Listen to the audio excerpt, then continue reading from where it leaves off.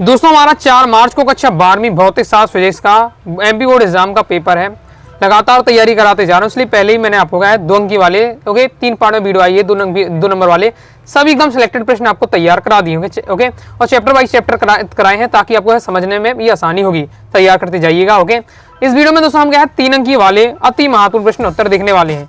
3 number वाले प्रश्न देखेंगे ओके, ये पार्ट 1 रहने वाला है ओके। जितने भी मुझे सिलेक्टेड 3 नंबर वाले लग रहे हैं मैं आपको बता रहा हूँ ओके, तैयार करा रहा हूँ, तो अच्छे से आपको तैयार करते जाना। देखिए मेहनत तो आप कर ही रहेंगे, लेकिन जो मैं आपको क्वेश्चन बताऊं उन्हें आपको सबसे पहले तैयार करना है और अपने हिसाब से भी आप क्या है तैयारी करते जाइएगा। और क्रम से वीडियो देखना चाहते हैं 12th फिजिक्स टॉपर सीरीज 2025 के नाम से प्लेलिस्ट पर जाइएगा। क्रम से वीडियो दोस्तों आपको मिल जाएंगी।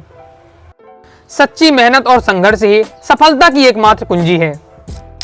सबसे पहले क्वेश्चन आता हमारा, अनुगण वेग और धारा घनत्व में संबंध स्थापित कीजिए। बहुत ज्यादा महत्वपूर्ण है, तैयार करके आपको रखना है ओके। प्रीवियस ईयर में आपका आ चुका है, अभी नहीं 3-4 साल पहले मतलब आया था, तो इंपॉर्टेंट है, पढ़ के आपको रखना है, हाई चांसेस के आने के। तो देखिए इसमें तो डिफिकल्ट लैंग्वेज है ओके, मैं आपको इजी लैंग्वेज बताता हूँ। पहले तो आप क्या अनुगण वेग की आपको परिभाषा पढ़ लीजिएगा। 2 नंबर में आपसे एक वाक्य पूछा जा सकता है कि अनुगण वेग वह नियत औसत वेग होता है जिससे मुक्त इलेक्ट्रॉन बाह्य विद्युत क्षेत्र के प्रभाव में किसी चालक में प्रवाहित होते हैं, जिसे क्या VD से हम क्या है प्रदर्शित करते हैं ओके। अब मैंने आपके इस प्रकार से क्वेश्चन आपके पेपर में आएगा कि धारा और अनुगण वेग में संबंध बताइए, या फिर धारा घनत्व और अनुगण वेग में संबंध ओके। धारा और अनुगण वेग और धारा घनत्व और अनुगण वेग में संबंध ओके। तो दोनों में आपका एक सॉल्यूशन एक ही रहने वाला है, बस तो मैं आपको बता रहा हूँ कहाँ तक आपको क्वेश्चन करना है, अगर धारा अनुगण वेग में आता है या धारा घनत्व अनुगण वेग में आता है। क्रम से पहले देख लेते हैं। पहले तो आपको क्या है इस पार से एक चालक बनाया गया है ओके, इससे क्या है इस पर पूरा परिपथ से जोड़ा जा रहा है। तो इसमें हम क्या करते हैं, मान लेते क्या इलेक्ट्रॉन है VD वेग से क्या गति कर रहे हैं और इसके जो चालक की जो लंबाई है L मान लेते हैं हम, क्लियर है इस प्रकार से। तो माना P की एक चालक है, जो डायग्राम बनाते हैं जो बेसिक, वो आपको ज्यादा नहीं लिखना, थ्योरी में कोई भी क्वेश्चन हो अभी आपका ज्यादा थ्योरी नहीं लिखना, बिल्कुल शॉर्ट में मेन पॉइंट बस बताने हैं। P की हमने एक चालक मान लिया जिसकी लंबाई L है, तथा अनुप्रस्थ काट का क्षेत्रफल क्या है A है, ये अनुप्रस्थ काट का क्षेत्रफल A मान लिया। तब चालक का आयतन क्या होगा, चालक का आयतन हो जाएगा अनुप्रस्थ काट का क्षेत्रफल और लंबाई ओके, क्षेत्रफल लंबाई होता है तो हो जाएगा AL।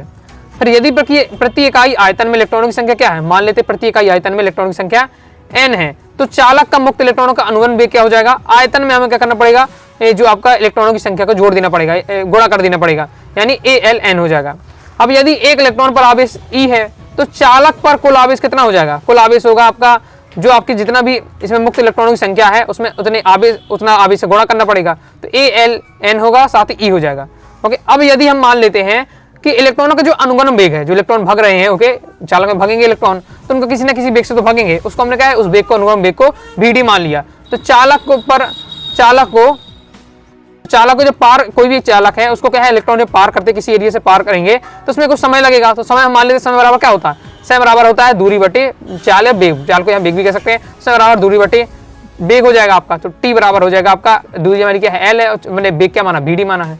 आगे देखते हैं, इसके बाद देखते क्या करना है, चालक में बहने वाली धारा I बराबर क्या होगा Q/T हो जाएगा आपका ओके, धारा I बराबर Q/T हो जाएगा। इसके बाद नेक्स्ट आपका क्या है, हम Q का आवेश का मान निकाल ही चुके हैं ओके, T यानी समय का भी हम वैल्यू निकाल ही चुके हैं पहले, बस ये आपको रख देना है तो ये आपका आ जाता है ओके। तो देखिए I यानी धारा है, तो यह आपका धारा और अनुवेग में संबंध है। तो पेपर में धारा और अनुवेग में संबंध में आता है तो बस दोस्तों आपको यही तक करना है, यही आपका आंसर हो जाता है, धारा और अनुवेग में संबंध आता है। यदि अब आता है धारा घनत्व और अनुवेग संबंध ओके, तो कई बार क्या धारा और अनुवेग में संबंध आ जाए तो यहीं तक लिखना है, लेकिन अगर आ जाता कि धारा घनत्व और अनुवेग में संबंध लिखिए तो फिर यहीं तक तो करना है, इसके आगे भी करना है अगर धारा घनत्व भी कहा जाता है। तो धारा घनत्व तो बराबर होता है I/A, यानी धारा घनत्व को J से प्रदर्शित करते हैं, J I/A। याद रखिएगा दोस्तों, ऑब्जेक्ट में पूछा जाता है धारा घनत्व बराबर क्या होता है तो I/A, ये तो क्लियर होना चाहिए। बस सिंपल है, हम यहाँ I की वैल्यू निकाल चुके, I की वैल्यू यहाँ रख देंगे तो हमारा ये आ जाता है, और इसको क्या है इसको हम पक्षांतर कर देते हैं, हमारा यहाँ A से आपका कट जाएगा, इसे कट जाएगा तो आपका J बराबर हो जाएगा NEVD। बस यही आपका धारा घनत्व और अनुवेग में संबंध, धारा घनत्व अनुवेग में संबंध आ रहा तो फिर आपको यहाँ तक करना है, धारा और अनुवेग वेग में संबंध आता तो यहाँ तक करना, क्लियर है। इसके बाद दोस्तों नेक्स्ट हमारा क्वेश्चन है, बहुत ज्यादा इंपॉर्टेंट है, एमपी बोर्ड एग्जाम 23 में आ चुका है, तो आपका आ सकता है 25 में रिपीट हो सकता है। विद्युत वाहक बल और विभवांतर में कोई 4 अंतर। तो विद्युत वाहक बल और विभवांतर में अंतर, ये सेल के विद्युत वाहक बल और टर्मिनल विभवांतर में अंतर, इस पर से आपको क्वेश्चन आएगा। ये आपका मैं पॉइंट बता रहा हूँ, तो क्रम से आपको क्या तैयार कर लेना है। लेकिन विद्युत वाहक बल क्या होता है, किसी सेल का विद्युत वाहक बल एकांक आवेश को पूरे परिपथ में प्रवाहित करने में सेल द्वारा जो कार्य किया जाता है वो आपका क्या है विद्युत वाहक बल रहता है। टर्मिनल जो विभवांतर होता है, सेल का टर्मिनल विभवांतर एकांक आवेश को केवल परिपथ बाह्य परिपथ में प्रभावित करने में सेल द्वारा जो किया गया कार्य होता है वो आपके विभवांतर कहलाता है। तो जो आपका किसी सेल का विद्युत भागबल उसका लाक्षणिक गुण होता है, जबकि जो विभवांतर है वो आपका लाक्षणिक गुण नहीं होता है। आगे देख लेते हैं, आगे इस प्रकार से दिया हुआ है। ये अच्छे से आपको तैयार करना, मैं 4 पॉइंट आपको बता रहा हूँ। 3 नंबर में आपका आ सकता है, ओके, तो 3 पॉइंट तो आपको लिखना ही पड़ेगा, तो 4 पॉइंट आपको याद करके रखना है। नेक्स्ट देख लेते हैं, नेक्स्ट भी बहुत ज्यादा इंपॉर्टेंट है। नेक्स्ट हमारा क्वेश्चन है, सेल के विद्युत भागबल, टर्मिनल विभवांतर और आंतरिक प्रतिरोध में संबंध स्थापित कीजिए। ओके, एमपीओ 19 में आ चुका, 22 में 24, अब 24 में आ चुका तो कम ही चांस है, तो पढ़ के तो मैं लेकर रखना ही है। तो इसमें हमें क्या बताना है, जो सेल का विद्युत भागबल है, विभवांतर है और उसका आंतरिक प्रतिरोध, उसमें संबंध आपको बताना है। ओके, तो देख लेते हैं। पहले तो दोस्तों आंतरिक प्रतिरोध के बारे में थोड़ा समझाया जा रहा है, लेकिन पेपर में आवश्यकता नहीं लिखने की, बस समझने के लिए दिया हुआ है। सीधे आपको सबसे पहले यहाँ डायग्राम बनाना पड़ेगा। इस बार डायग्राम आपका रहने वाला है। ओके, ये आपका डायग्राम रहने वाला है। अब यहाँ देख लेते हैं, अब जो कुछ हमने माना है चीज को, वो आपको यहाँ बस 2 से 3 लाइन बता देना पड़ता है। माना किसी सेल का विद्युत भागबल, हमने क्या माना, कोई सेल है उसका विद्युत भागबल E है। आंतरिक प्रतिरोध हमने क्या स्मॉल r माना है, और बाह्य प्रतिरोध जो लगा हुआ है, जो बाह्य प्रतिरोध यहाँ लगा हुआ है, इसको हमने क्या कैपिटल R मान लिया, इसके साथ संयोजित किया गया। क्लियर है, सिंपल। इसमें थ्योरी में आपको जो डायग्राम बनाते हैं वही 2 लाइन में आपको बता देना पड़ता है। अब यहाँ से स्टार्ट होता है आपका ये विद्युत, अब ये आपका जो परिपथ है, विद्युत परिपथ है, इसका कुल प्रतिरोध कितना होगा, तो आंतरिक प्रतिरोध प्लस बाह्य प्रतिरोध यानी small r plus capital R आपका क्या है, कुल प्रतिरोध हो जाएगा। कुल प्रतिरोध की बात करें, ओके। इसके बाद ओम के नियम से हम क्या परिपथ में बहने वाली धारा निकालते हैं। ओम का नियम क्या कहता है, V बराबर IR। ओम का नियम कहता है V बराबर IR, तो हमें यहाँ से क्या करना है, I निकालना है। ओके, तो I बराबर क्या, I बराबर हो जाएगा V अपॉन R। I बराबर क्या हो जाएगा, V अपॉन R। तो V यानी विद्युत भागबल, R यानी प्रतिरोध, तो I बराबर हो जाएगा V अपॉन R यानी विद्युत भागबल कुल प्रतिरोध। सिंपल है, रख देना आपको। विद्युत भागबल हमने क्या माना, विद्युत भागबल को E माना है, और कुल प्रतिरोध कितना मारा, capital R plus small r यानी आंतरिक प्रतिरोध और कुल आपका बाह्य प्रतिरोध। सिंपल, आपको यहाँ पर शांता कर देते, इस प्रकार से आपका मल्टीप्लाई में जो होता है ये इस प्रकार से हो जाता है। ओके, गुणा किया गया, त्रिक गुणा किया गया है। इसके बाद I के अंदर गुणा हो जाता है। ओके, अब हम जानते हैं कि V बराबर क्या IR होता है, V बराबर क्या होता है IR होता है। तो बस फिर हमें क्या करना है, यहाँ जो हमारा पहला इक्वेशन बनाया तो उसमें क्या IR है, IR के स्थान पर हम B लिख सकते हैं, B इक्वल टू IR होता है, तो IR के स्थान पर B लिख सकते हैं, क्योंकि हमारा IR था पहले। ओके, उसके स्थान में B रख दिया, बस इसको हमने क्या पक्षांतर कर देते हैं, इसको इस साइड भेज देते हैं, तो हमारा आपका आ जाता संबंध। यही हमारा क्या है, सेल के आंतरिक प्रतिरोध, विद्युत भागबल और विभवांतर और प्रवाहित धारा में संबंध है। क्लियर है, कम चांसेस के आने के एक बार पढ़ के बस रखना है।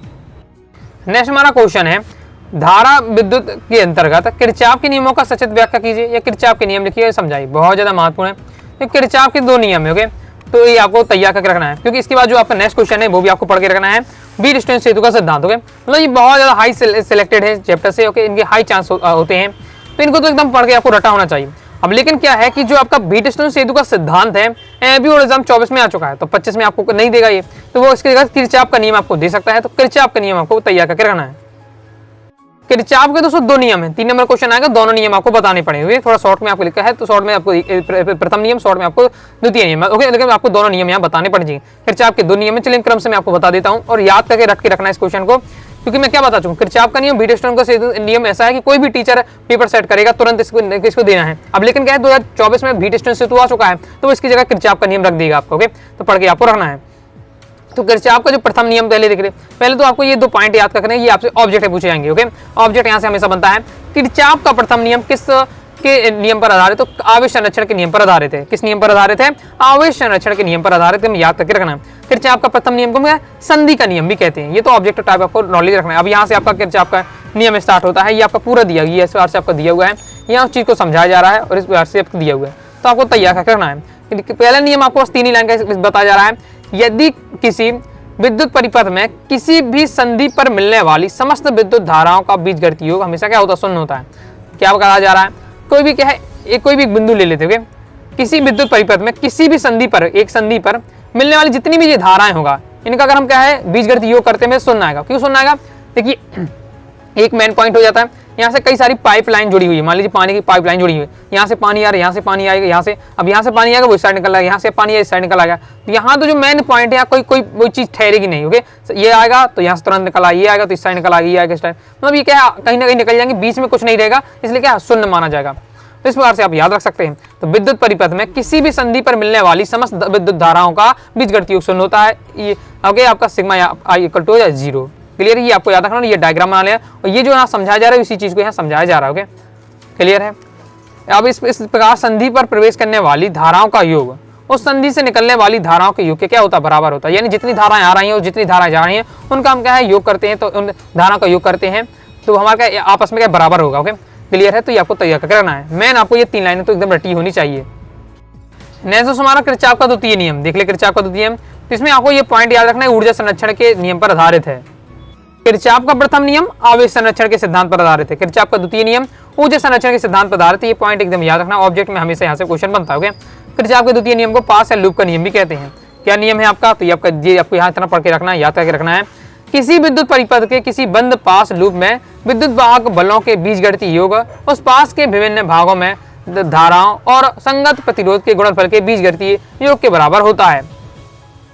ओके, अब देखिए थोड़ी थ्योरी आप जब याद पढ़ेंगे, थ्योरी याद करेंगे थोड़ा डिफिकल्ट होगा, तो ये आप याद रखिए तो आपको जो है सिग्मा का मतलब क्या होता है, योग। सिग्मा का मतलब जोड़ या योग को दर्शाता है। तो क्या इसे समझिए। तो किसी परिपथ में बंद लूप या बंद पास में विद्युत वाहक बल, क्या ईगो क्या विद्युत वाहक बल कहते हैं, विद्युत वाहक बलों का बीजगणितीय योग, ये बीजगणितीय योग को साइन है। ओके, सिग्मा आपको बीजगणितीय योग बता है। तो किसी भी बंद परिपथ में विद्युत वाहक बलों का बीजगणितीय योग उस पास के विभिन्न भागों में बहने वाली धारा और उसके संगत प्रतिरोध के गुणनफल के बीजगणितीय योग के बराबर होती है। तो देखिए अभी मैंने जो अभी परिभाषा बताई, तो इसको देखकर बताइए, इस चीज को देखकर आपको बताइए, तो इसको आप याद रखिएगा। तो आप ये परिभाषा थोड़ा जनरेट करेंगे, डायरेक्ट ऐसे थ्योरी में याद करेंगे कंफ्यूजन हो सकती है। तो ऐसे आपको बताना है किसी विद्युत परिपथ के बंद लूप या बंद पास में ओके इसके विद्युत वाहक बलों का बीजगणितीय योग उसमें उस परिपथ में बहने वाली विद्युत धारा के और उसके संगत प्रतिरोध के गुणनफल के बीजगणितीय योग के बराबर होता है। ऐसे याद आपको रखना, ये आपको याद आएगा, आपका काम हो ये लिख दीजिएगा। आगे जो आपका किरचॉफ का प्रथम नियम बता उसकी 3 लाइनें, तो आपका क्या है मतलब ये इसका नियम उसका नियम लिख देते हैं, दोनों का 3 लाइन आपका हो जाएगा। बाकी समझाने की दृष्टि से फिर आपका ये भी आप इसमें ऐड कर सकते थे, तो इसे भी आपको पढ़ना है, तो इसे भी आपको है तैयार कर सकते हैं। नेक्स्ट है बीट स्टोन सेतु का सिद्धांत बताइए। 19 में आ चुका, 20 में आ चुका है, ये आ सकता है बीट स्टोन सेतु का विद्युत आरेख खींचे, इसका सिद्धांत समझाइए। ओके, कम इंपॉर्टेंट आपके लिए रहेगा क्योंकि अब आपका रिपीट होने कम चांस है। किरचॉफ का नियम एकदम रटा होना चाहिए। फिर भी मैं आपको बता देता हूँ।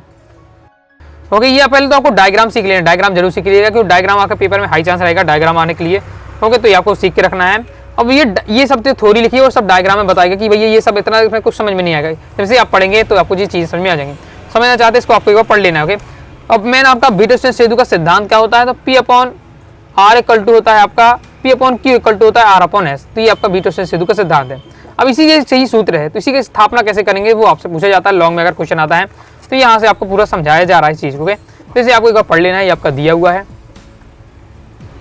इसके आगे आपका ये दिया हुआ अगर अच्छे समझना चाहते हैं तो चैप्टर वाइज चैप्टर इंपॉर्टेंट में हर क्वेश्चन को आपको डिटेल से समझाया है, तो यहाँ आपका ये सिद्ध हो जाता है। तो इसे भी आप एक बार प्रैक्टिस कर लीजिएगा।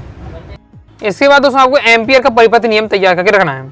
ओके, अगर 2 नंबर बस में क्वेश्चन आपका आता है तो एम्पियर का परिपथ नियम आपसे डायरेक्ट पूछ लिया जाएगा। ओके, मैं आपको 2 नंबर वाले में बताया भी था, तो ये आपका 2 नंबर के लिए तो है ही है।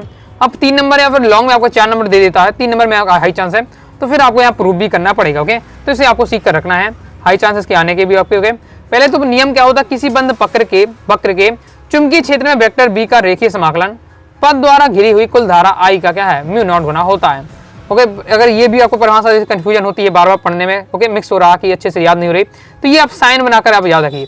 ओके, ऐसे करेंगे तो आपको तुरंत याद हो जाएगा कि किसी बंद वक्र के चुंबकीय क्षेत्र वेक्टर बी का रेखीय हम सब समाकलन कर रहे हैं, तो ये पूरा जो पथ द्वारा घिरी गई कुल धारा, तो धारा का हम क्या μ0 गुना करते हैं, गुना यानी मल्टीप्लाई करते हैं, तो उसके बराबर होता है। तो इस प्रकार से आपको तैयार कर लेना है।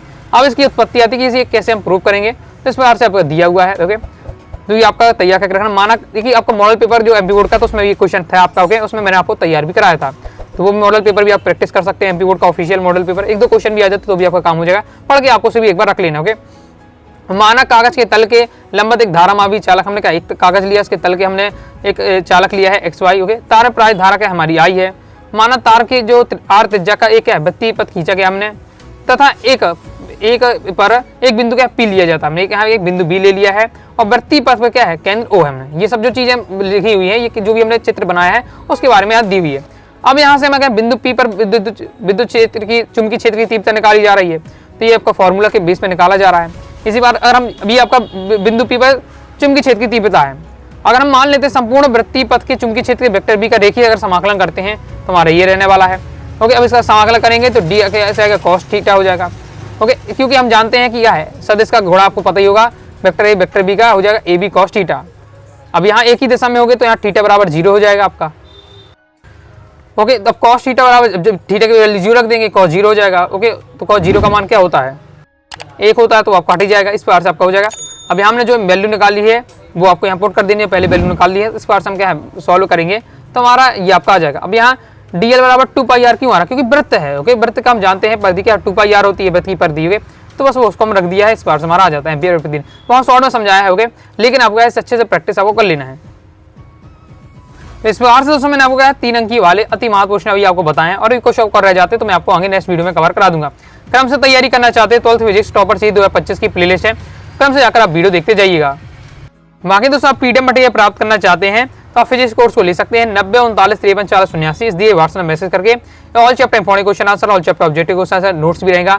साथ ही दोस्तों आपको सिलेक्टेड 2 अंक की 3 अंक की 4 अंक की स्पेसिफिक भी क्वेश्चन आपको मिल जाएंगे, ऑब्जेक्टिव रहेगा, प्रॉपर आप तैयारी कर पाएंगे। Model paper previous year paper रहेगा। कोर्स की फीस क्या है 199 रुपये आपकी रहने वाली है। तो आइए दोस्तों आपको वीडियो पसंद भी लाइक करके सब्सक्राइब जरूर कर दीजिएगा। साथ ही दोस्तों टेलीग्राम चैनल को जरूर ज्वाइन कर लीजिएगा। टेलीग्राम चैनल के जो अपना नया है टेलीग्राम हमारा, ओके, सो आप ज्वाइन कर लीजिएगा। पहले वाला देखिए हैक हो चुका है, अपने हाथ में नहीं है वो। ओके, तो आप जो नया बना है उसे आप ज्वाइन कर लीजिएगा, डिस्क्रिप्शन में लिंक दी हुई है। ओके, साथ ही दोस्तों आप क्या है कोई भी डाउट आता है कमेंट से आप जरूर पूछिएगा। मिलते हैं नेक्स्ट वीडियो में, तब तक के लिए बाय बाय।